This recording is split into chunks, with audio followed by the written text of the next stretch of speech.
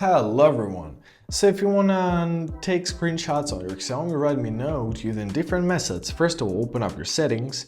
Now we gotta make sure that we've got all of the shortcuts enabled.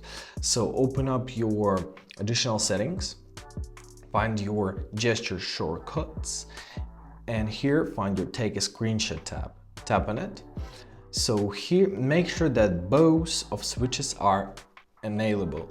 Now, let's try and make and do all the kind of screenshots. So the first one, so it's volume down plus power,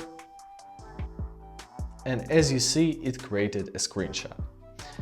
Now, the second way is to use your three fingers and swipe down from the top of your screen to the bottom with three of them. As you see, screenshot was just made. And the last but not least is to swipe down from the top to find your control center, and here you'll see your screenshot icon. Simply tap on it, and once again the screenshot is made. You can find all of your screenshots in your gallery.